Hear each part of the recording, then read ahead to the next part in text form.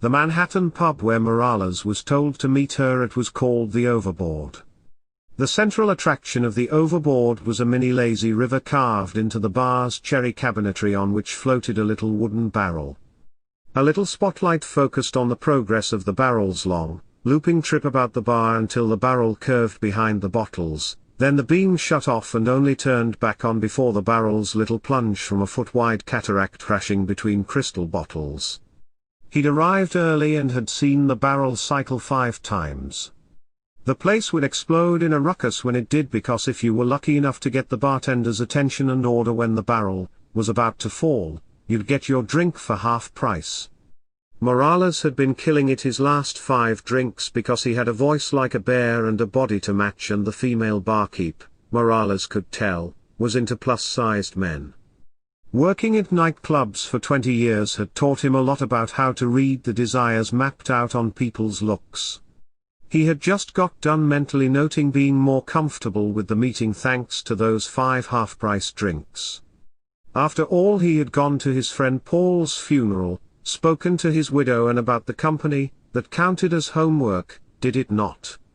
But when he saw the unfamiliar face at the end of the bar walking towards him, it all still seemed too unreal to be true. Ms. Turgis.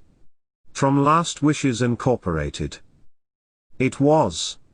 A little sexier than what Anne had told him to expect at the wake the week before, but otherwise she looked modest for a CEO. The place was barely lit, and he couldn't get a good look at her. But as the spotlight followed its mark, the beam cut across her and he noticed she wore a thin string of pearls over a purple blouse and business slacks. She shamelessly explained she was a chain smoker and asked if they could talk outside. After they made their way out, Miss Turgis leaned against the wall near a wooden barrel at the entrance. Some crazy woman had gone over Niagara Falls inside the thing in 1901 and survived. It was all a bit surreal. Morales wondered if it was a beer barrel, looked around the bottom of it for a spout. There was none. But Miss Turgis, crossing her legs, had open-toed shoes, and nice slim feet. Some men were ass or tit guys, Morales was a slave to a beautiful set of women's feet. "Do you want the job, Mr. Morales?" Morales made eye contact. Yeah. In the light of day he could see, she had a pretty face, too, in a steely dominatrix kind of way. She lit up, extended her free hand, and they shook. "Then it's yours." So the job interview's always this grueling. Morales knew it was a mistake the moment it left his trap. He had been underworking, overeating, and binging on Netflix too much. "What are you drinking?" "I'm sorry. Look, I really need the work." "Tell me what's in your glass." She pointed at his Cuba Libre. "Rum and Coke," Morales said. "I suggest when I leave here you order no more alcohol.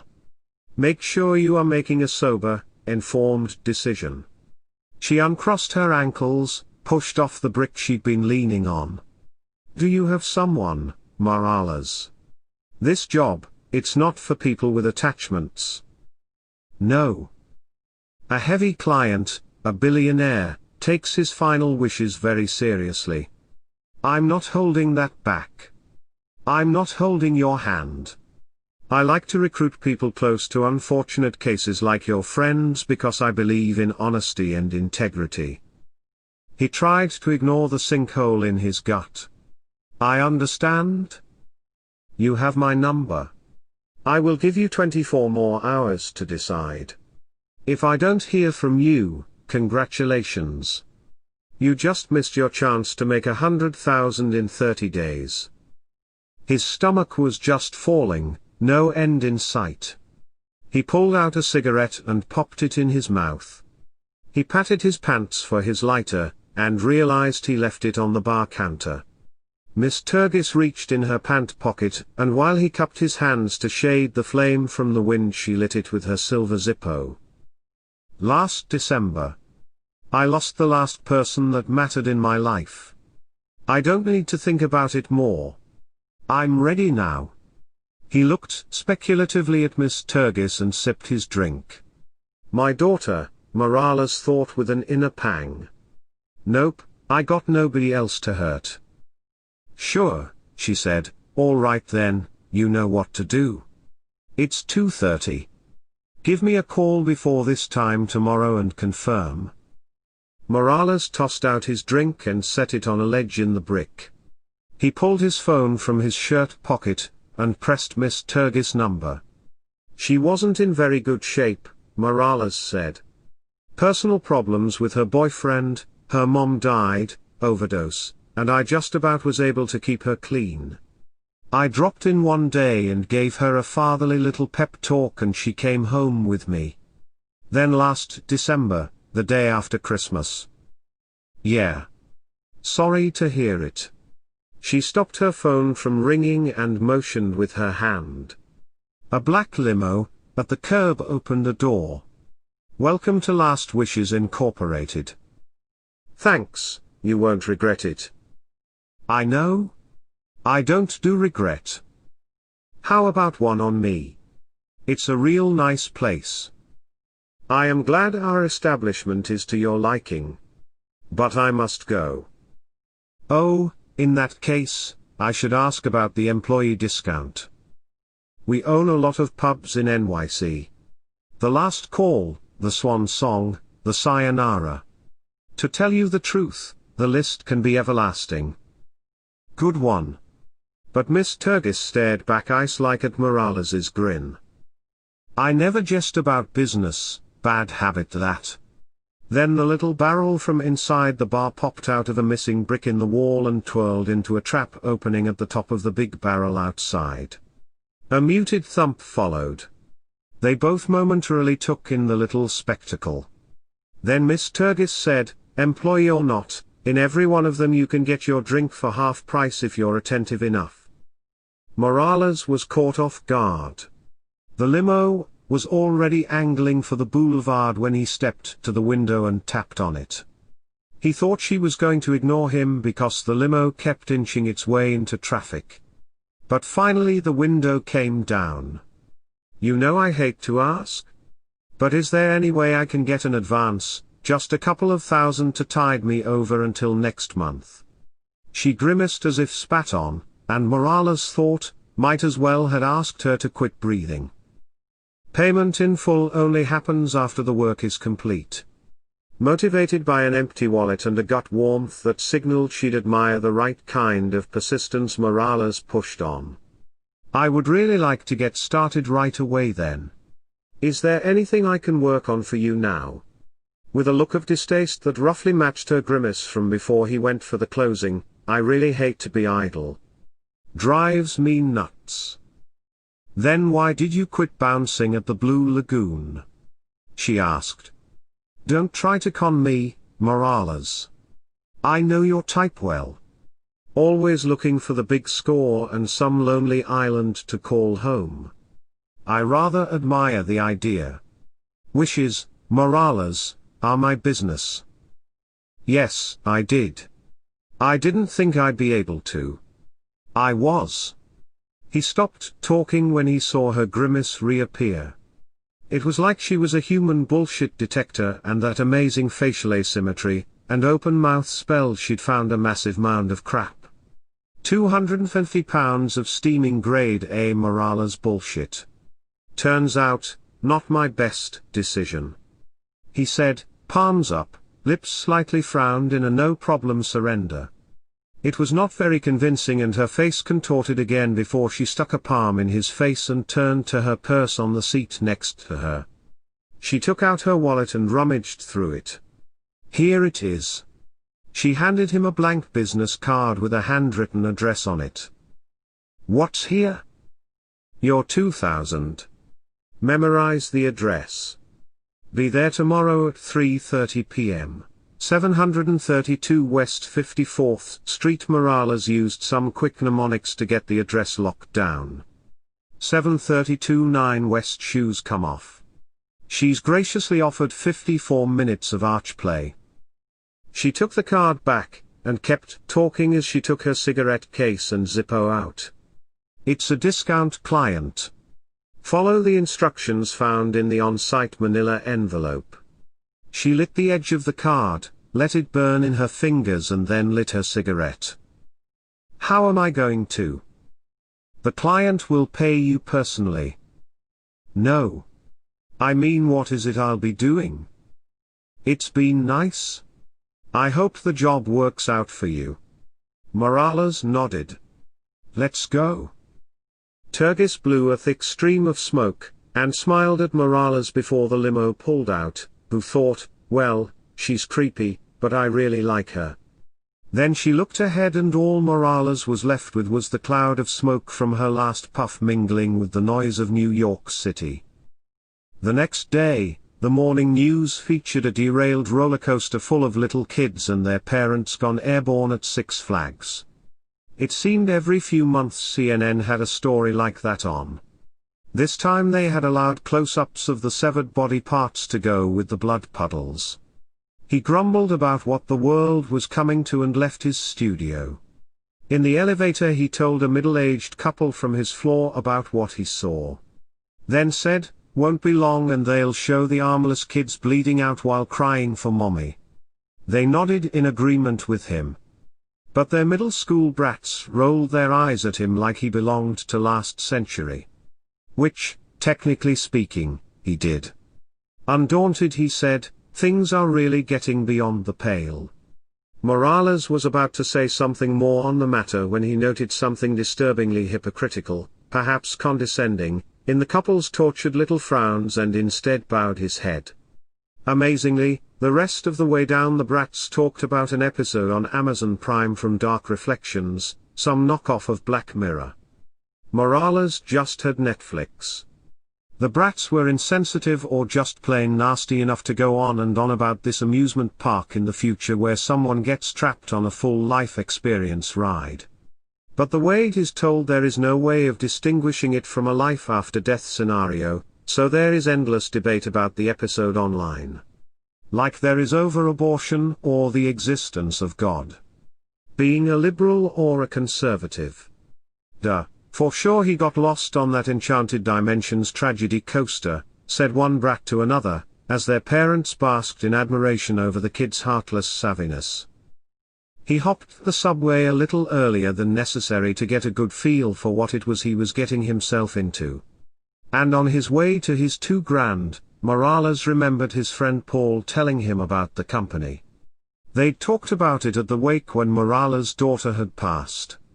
He had a clear memory of his friend saying, back when assisted sue was legal, this company was already operating. Turns out that hush approach set them up to work with big names that don't want to end up on the front page of the National Enquirer, you know. You'll never see a Last Wishes Incorporated website or TV spot, no magazine ads. Anyone other than Paul would have talked about something else at a wake, seeing that his new job was all about killing people. Paul had always been an insensitive bastard, but Morales was used to ignoring that part of him since it wasn't done on purpose. Paul was one of the few people in the world he knew that was honest, to a fault, but still, everyone knows honest people are an endangered species. Morales felt it was worth the pain to witness one of the last of their kind in the wild. They get all their business by word of mouth. Even hire their employees that way. Won't find them advertising on Monster or Indeed. Sounds iffy, if you ask me, Paulie. If you can't verify a company, how can you trust it? I do, Paul had said. They have it down to an art. That's what it is really. It's like a reenactment or a play. There must have been a smirk on Morales' face because Paul stopped and cocked back his head a bit before he said, wait a second. You gotta promise not to laugh. Paul was trustworthy, but he could be a naive dope at times. No way, man. Promise. Paul had motioned for another drink from the bartender from the Blue Lagoon that had volunteered to serve drinks at Morales' daughter's wake. Look, these guys don't strap you down and pump you full of drugs like Kevorkian. He was a disgrace. This has a long lineage. The owner is a woman, but she's a high-ranking Mason. She can trace her business back to the tombs of the kings of Egypt. You mean the pyramids? Morales said. Then, with a hard involuntary chuckle, burst a bit of the Cuba Libre he was drinking on the floor. Paul was also a hothead. So he hadn't taken kindly to Morales' broken promise. Okay. Hot shot, laugh at this, and that's when Paul flashed a pack of hundreds in his pocket 3 inches deep. All right, point well made. Tell me more. He reached in Paul's breast pocket. You really don't need that, do you? Then grabbed the cigarette box tucked next to the pack of cash. Cigarettes will kill you. No. Go ahead. Working with her has really changed things for me, Paulie had said. It's not just the money. The whole thing. It makes you look at life with new eyes. More intense, more appreciatively. Even my relationship with Anne improved. I have more energy, more focus. Sex life picked up. Paul could also overshare if you let him, so Morales steered him back to where they were before they got sidetracked. So you were saying about Egypt? I'm sorry. I really shouldn't have talked about it. His voice was firm. Look, you've got my curiosity aroused. Can't you just? No. Look, they're always looking for people and asking us if we know anyone that would be a good fit. If you like, I can throw your name out there, and if they think you're right for it, they'll get in touch. Okay, well then do that. Definitely. Look, I need the money. I can't keep bouncing forever. Morales had snapped his fingers and pointed down at the counter. Get us another, will ya, Lou? For a moment Morales thought Paul looked conflicted, like he'd maybe just gotten someone started on some powerful psychedelic that could open their inner eye or send them to the madhouse. That's enough, my friend. Sure. Yes. I had a little too much, in fact. Time I took off. Paul tossed a 5 on the bar. Have one for me, if you like. You know I'm no good with. He meant condolences. Freaking suck at it, actually, thought Morales. But if you need anything, just let me know, alright? How about telling me what Egypt's got to do with it? Paul got near his friend's face and said, you know how the pharaohs put treasure, boats and even their servants in those tombs so they'd have that stuff in the next life. Same concept. People don't believe they can take stuff with them no more, Paulie. That's just stupid. No, it's not like that.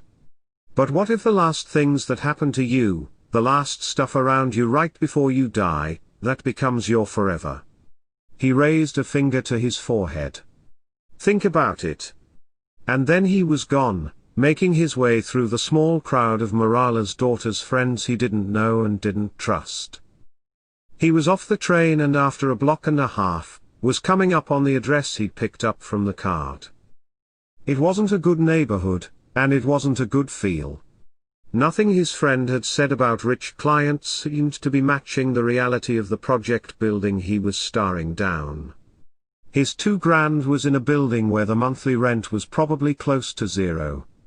It was not going so well at Last Wishes Incorporated. In fact, from the look of things the work was going to be something horrible. Morales gazed at his watch and as he walked past the iron doorway with no door thought, where's Dr. Kevorkian when you need him? He was also pretty sure he'd seen a documentary about them once and the Masons was a men's-only organization. He knew the prudent thing was to not go anywhere near that building, but he was hungry, and broke, and those digits in his friend Paul's pocket, he hadn't imagined those, so with a screw it, he gathered courage crunching crack vials under his Bostonians, trying to recapture that reckless feeling he had buying weed in places like that from his youth. It wasn't really happening, though. From what was left of the windows and the bullet holes inside the lobby, the local kiddies took their game of cops and robbers really seriously. It looked to him like the perfect place to end up, stripped down to his undies and dead. His paycheck was up one whole floor, and that left him two options, the stairs or the elevator. Both could cause him pain. Lots of it. But he figured his odds were better in a small space his body half filled anyway, than on a stairway where 20 stick-up kids could pull a pincer. So he took the elevator up, and when the door opened, a plushly white carpet, clean as wind-driven snow, and Art Deco paintings greeted him in the hallway. A row of chandeliers led to a stained glass door at the end of the hall. He rang a pearl-button doorbell. The door buzzed and he pushed the stained glass door open. In the foyer, 3 teenage kids and one woman dressed like a hooker sat in chairs lined along the wall, staring into phones. Low-life types, all of them. Morales walked past them toward a man who sat behind a large desk. This was it, he knew. It sounded ridiculous, and it felt so obviously stupid he almost thought about making an about-face and going back out to the civilized world. But giving the man in the black suit and scar from ear to chin his back seemed just as dangerous, maybe more so. "I'm with Last Wishes Incorporated," he said to the receptionist. "I believe someone here requested our services." The man frowned and put his hand into his suit. Out came a phone. "What's your name?" "Marian Morales." The man smiled. "Cute." He auto-dialed. "Your appointment is here, sir." "Marian Morales." Lights came on behind the man, revealing a solid iron black wall. Clack, clack. But very loud clacks. The wall was a gate. Behind the gate was a glittering ocean. Morales stood aghast at the sight of his daughter standing on the twinkling ripples, waving him on. "I won't go without you, Daddy." "It's okay, it was bad, but now it's okay, we can go. Why not try again?" He inched toward the shimmering water, a new world reflected in it, shadowy and uncertain. "This time it can be better. Come on, Daddy, that's it." An inner wall of fear and shame leaned against his tentative steps. His daughter's track-pitted arm reached out to his, and he stretched his own heroin-scarred arm out and touched her fingers. But it was too much to bear, and he pulled away in bitterness and shame, recoiled like a snake biting out of fear. The Manhattan pub where Morales was told to meet her at was called the Overboard. The central attraction of the Overboard was at the bar, where a miniature fountain carried a little barrel along a canal carved into the counter of a cherry cabinet full of liquor bottles. A little spotlight focused on the progress of the barrel until it curved behind the bottles, then the beam shut off, and only turned back on just before the barrel's little plunge from a foot-wide cataract crashing between champagne bottles. He'd arrived early and had seen the barrel cycle 5 times. He could have sworn he'd been in the place before. The déjà vu was intense. The barrel was about to fall and he had the bartender's eye. There was something written around that barrel he had no way of knowing without showing more interest. It swirled around the barrel from top to bottom in an old forgotten language. Carved into its old oak sheen it read, "Meaningful coincidences are the fragmented self's way of reaching for wholeness." The barkeep rang the bell to calm the crowd, and spoke up. "Another half-price drink for the lucky gentleman at the end of the bar. That's number 6, handsome. Am I close to the record?" "Afraid not. But you got the spirit of a serious contender." Soon, his daughter was at his side. "Oh my God, that was horrible," he said. "That's the idea, Dad. Please, let's take a break from the scary stuff." "What? You wanna go to the kiddie rides?" "Ha, ha. No, just let's get on something medium, middle road." "You mean boring? Let's go again, please, Daddy." "Okay. But only if we turn off the alternate life memory." "No way. You can keep your real life memory, though. It will just make it creepier for me. Morales tensed at the thought of remaining in their seats. Something deep inside wanted to bolt, to abandon ship, but the thought of looking like a big chicken in front of his daughter kept him pressed to his seat, and the barrel at the entrance of the Overboard closed again. That night in the South Bronx, the rain pounded the street like an army of liquid daggers. When the contractions hit her strong enough so she could feel them, Morales's mom, and a man she'd met that afternoon, had just got done buying smack. Even though it was her first pregnancy, she figured there was time enough to shoot up before the birth. Baby Morales glowed inside his mommy, extra warm and fuzzy. But not quite as warm and fuzzy as he had before. His whole mind made up, he solemnly vowed not to rest until he happened upon the biggest, bestest warm and fuzzy ever. The end.